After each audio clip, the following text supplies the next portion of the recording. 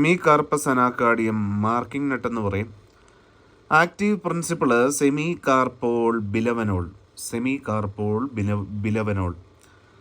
ഇതിൻ്റെ യൂസസ് എന്ന് പറയുന്നത് ചിലരാണെങ്കിൽ ഈ തുണി കഴുകാൻ ലോണ്ട്രി മേക്കറൊക്കെ അതുപോലെ തന്നെ ക്വാക്ക് റെമഡി ആയിട്ടൊക്കെ യൂസ് ചെയ്യുന്നുണ്ട് നമ്മുടെ സെമി കാർപ്പസ് അനാക്കാർഡിയം എന്നുള്ള സാധനം. ആക്ച്വലി ഇതൊരു ഹാർട്ടിൻ്റെ രൂപം പോലൊക്കെ ഇരിക്കും ഇതിൻ്റെ സീഡ് കണ്ടാൽ.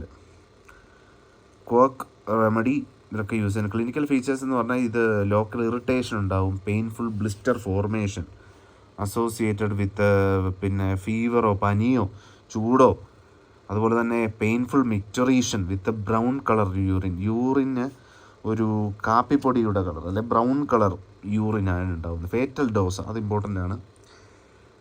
5 to 10 ഗ്രാം. ഫേറ്റൽ പീരീഡ് എന്ന് പറഞ്ഞാൽ 12 to 24 അവർ വിത്തിൻ ഒരു ദിവസം. അത്രേ ഉള്ളൂ. മെഡിക്കോ ലീഗൽ ഇമ്പോർട്ടൻസ് എന്ന് പറഞ്ഞാൽ അത് ഇമ്പോർട്ടൻ്റ് ആണ്.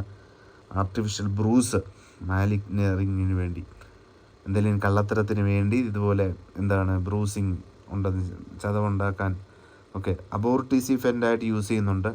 വിട്രോൾ ലൈക്ക് ആക്ഷൻസ് ഉണ്ട് എന്ന് പറഞ്ഞാൽ പ്രഗ്നൻസി അലസപ്പെടുത്താനും അബോർട്ടിസിഫെൻ്റായിട്ട് അബോർഷന് വേണ്ടിയും വിട്രിയോൾ ലൈക്ക് ആക്ഷൻസിന് വേണ്ടിയും സെമി കാർപ്പസ് അനാക്കാർഡിയം അല്ലെങ്കിൽ മാർക്കിംഗ് നട്ട് ഉപയോഗിക്കുന്നുണ്ട്. Thank you.